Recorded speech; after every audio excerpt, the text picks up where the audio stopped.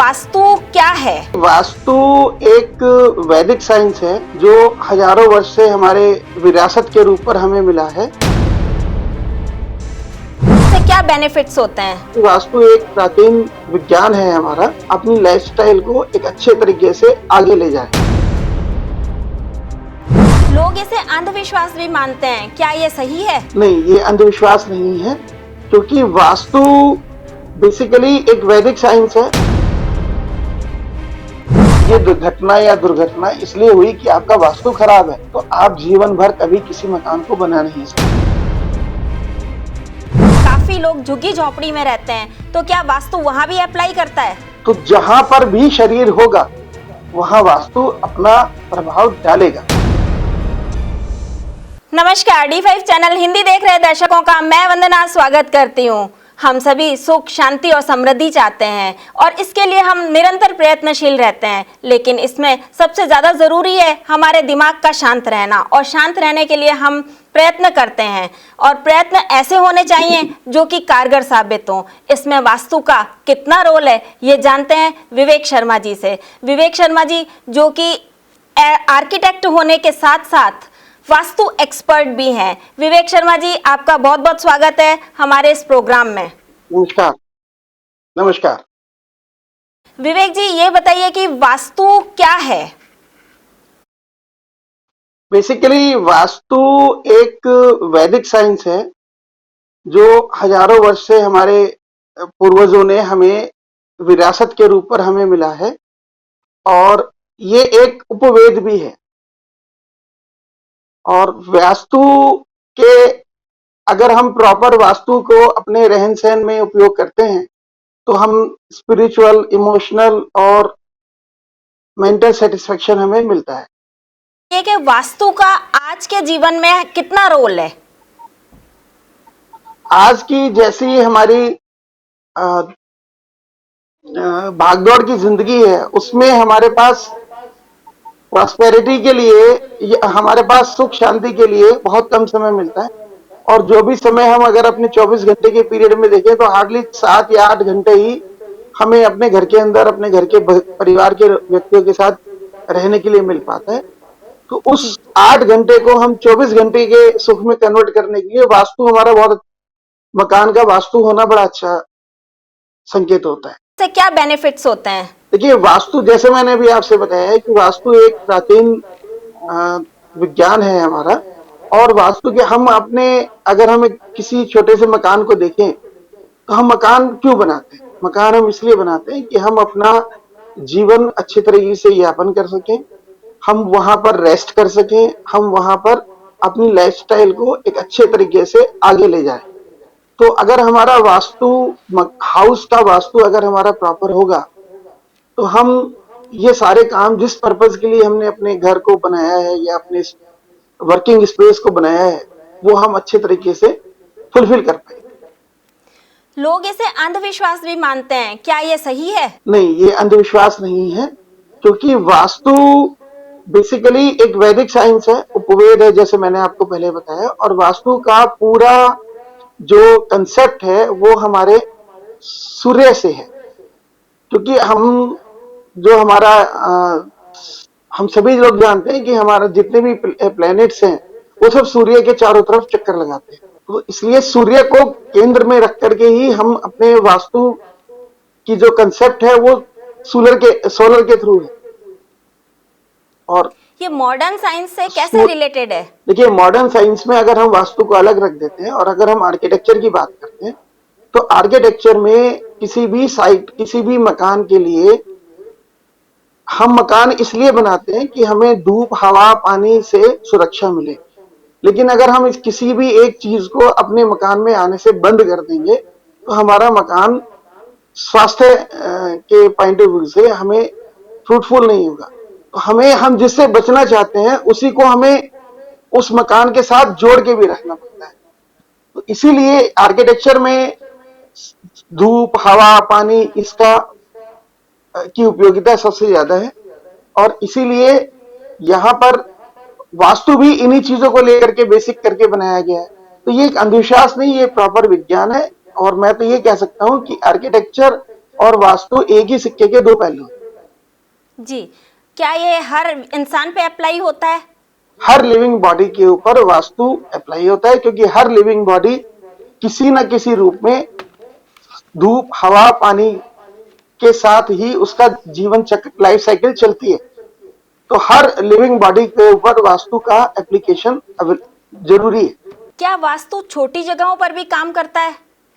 क्योंकि भारत की जो जी हाँ। जनता है उसमें काफी लोग झुग्गी झोपड़ी में रहते हैं, तो क्या वास्तु वहां भी अप्लाई करता है? देखिए, वास्तु का सीधा संबंध इंसान के शरीर से है। तो जहां पर भी शरीर होगा वहां वास्तु अपना प्रभाव डालेगा, क्योंकि हर शरीर को, इवन देन एक पौधे को भी धूप की जरूरत होती है। कुछ इंडोर प्लांट्स होते हैं, कुछ आउटडोर प्लांट्स होते हैं, लेकिन इंडोर प्लांट्स को भी हम इसी तरह से लोकेट करते हैं कि कुछ पार्ट वहां पर धूप का, सन का डायरेक्ट नहीं लेकिन इनडायरेक्ट रूप से है। तो हर लिविंग बॉडी को सोलर की, विंड की, जो ये हमारे नेचुरल हमारे गिफ्ट्स हैं, गॉड गिफ्ट्स हैं, उसकी आवश्यकता पड़ती है। तो हर छोटे से छोटे जगह पर भी वास्तु अप्लाई होता है।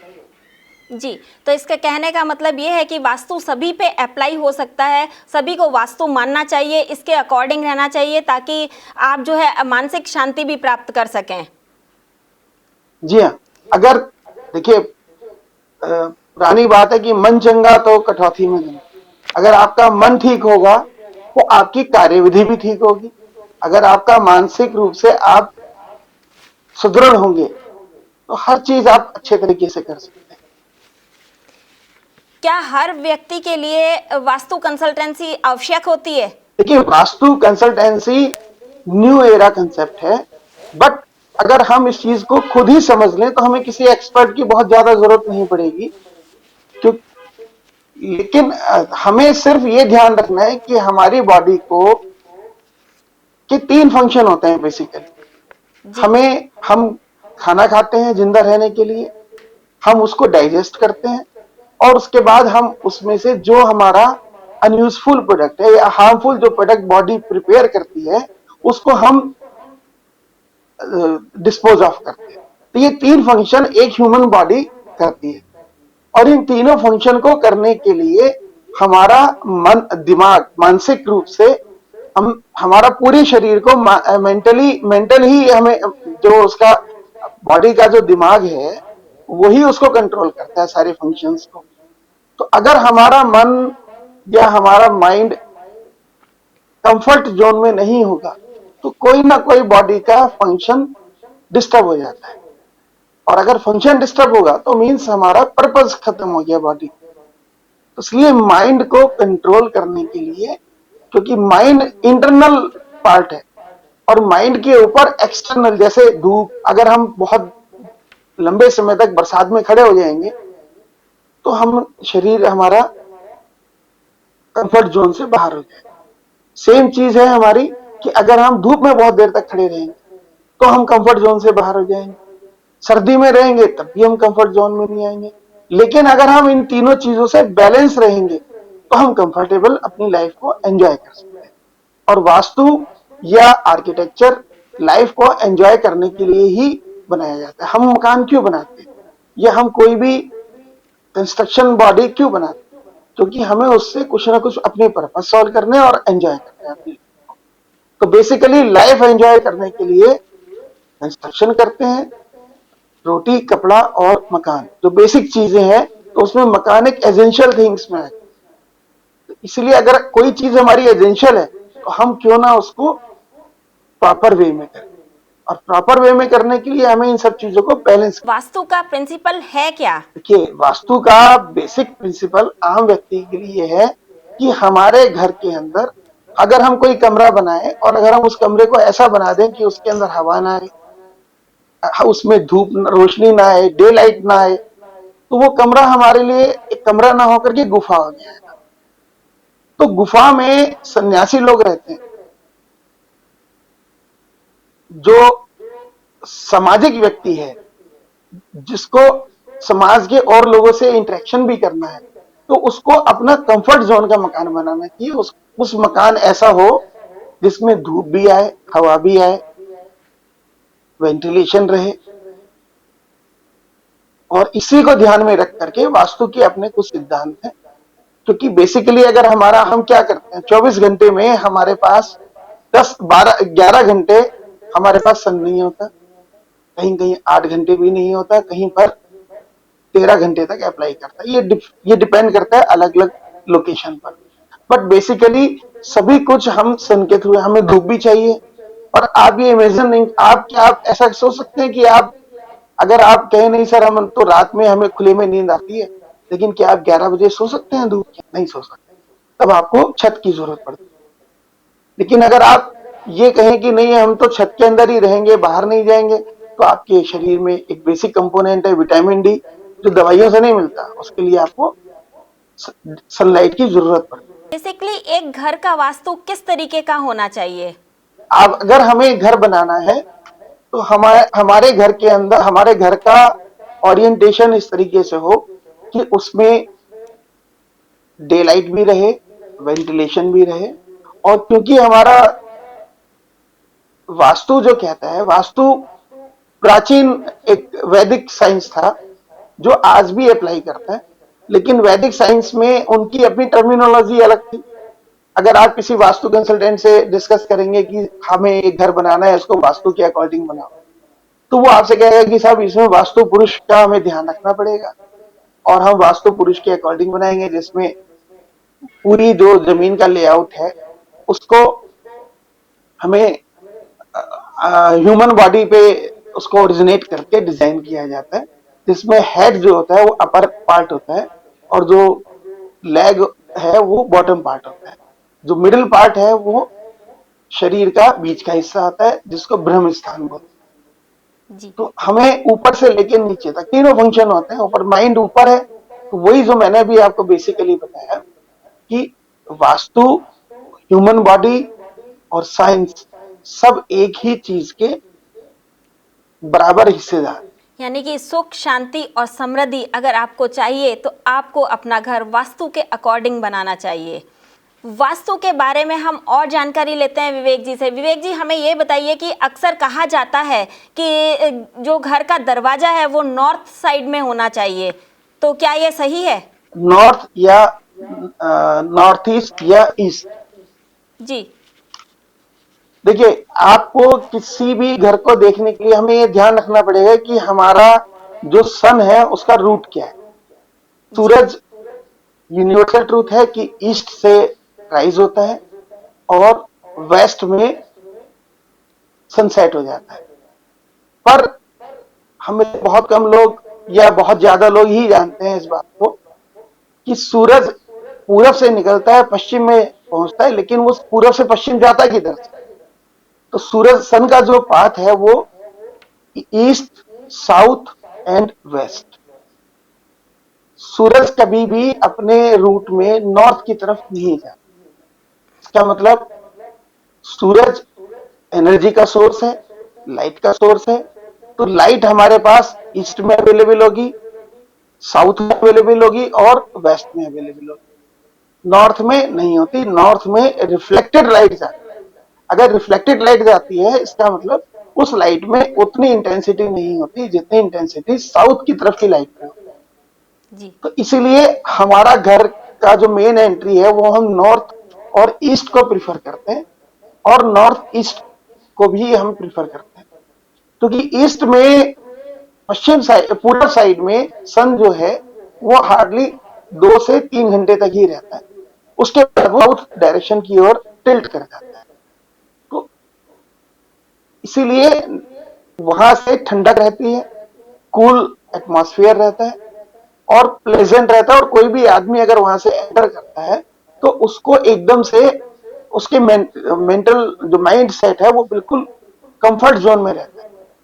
अब इमेजिन करिए कि आप बहुत तेज धूप से आ रहे हैं 2 बजे भागते हुए, तो आपको शायद लगता होगा कि 10 मिनट कोई आपसे बात ही ना करे, थोड़ा सा आपका टेम्परेचर, बॉडी टेम्परेचर डाउन हो जाए, तभी आप किसी से कहते हैं अच्छा रुको 10 मिनट बाद बात करें।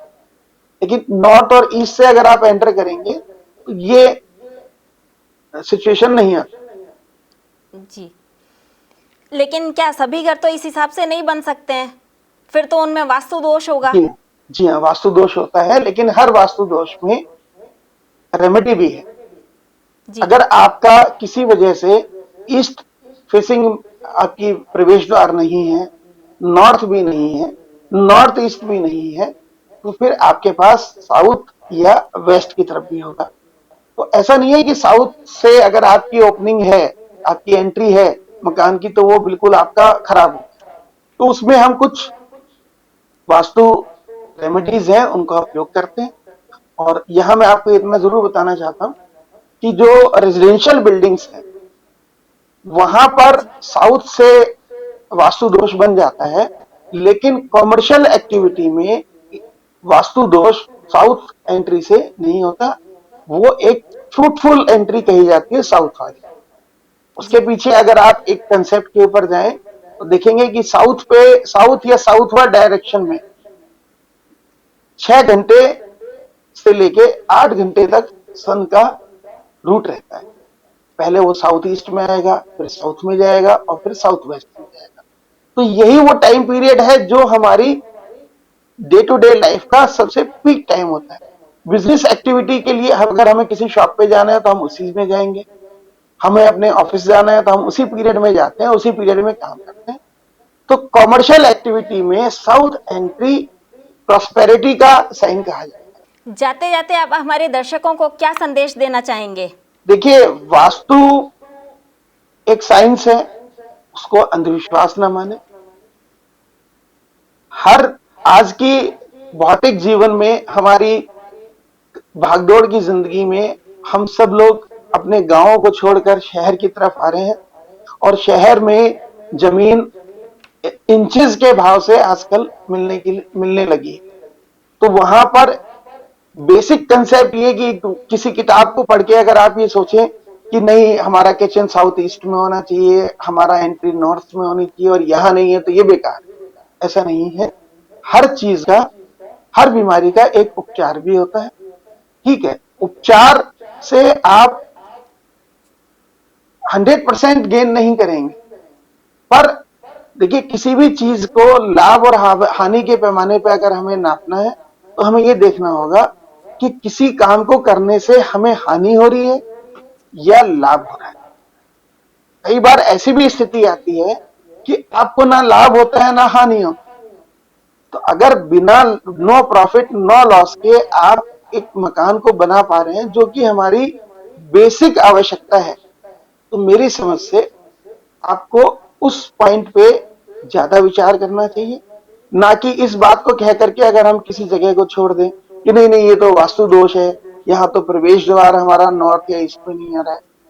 ऐसा नहीं है। हमें ये देखना चाहिए कि हम वास्तु को भी एक अकाउंट्स के हिसाब से लेके चले कि हमें लाभ हो रहा है, हानि हो रही है यहाँ रहने से, या लाभ और हानि कुछ नहीं हो। कई बार ऐसा भी है, जैसे मैंने आपको बताया, कि हम वास्तु रेमेडीज को यूज करके हम अपने हानि को लाभ में या नो प्रॉफिट नो लॉस में भी कन्वर्ट कर सकते हैं। जी तब हमें दूसरे एस्पेक्ट को भी देखना चाहिए कि क्या हम इतने पैसे में अगर हमें ये स्पेस मिल रहा है तो हमें ये ले लेना चाहिए, या हम किराए के मकान में हमेशा उन्हीं अपने पॉइंट्स को देखते देखते हुए घूमे कि नहीं किचन साउथ ईस्ट में ही होगी तभी हमें खाने को मिलेगा। रेस्टोरेंट में हम कई बार खाना खाने जाते हैं, हम वहां तो नहीं देखते कि इस रेस्टोरेंट में किचन उसने किस स्पेस में बनाई है, किस डायरेक्शन में बनाई है। लेकिन आज आप देखेंगे ब्रांडेड कंपनी के भी रेस्टोरेंट्स जरूरी नहीं है कि वो वास्तु के हिसाब से बने, क्योंकि वो लोकेशन के हिसाब से उनको उस पर्टिकुलर लोकेशन पे अपना रेस्टोरेंट चलाने के लिए स्पेस मिल गया, वो उस चीज को पहले ध्यान छोटी सी स्पेस में भी उनका हम बहुत बिजनेस अच्छे से तो बना उनके सकते ब्रांड हैं। नेम से दिखता है। बिल्कुल आराम से बना सकते हैं।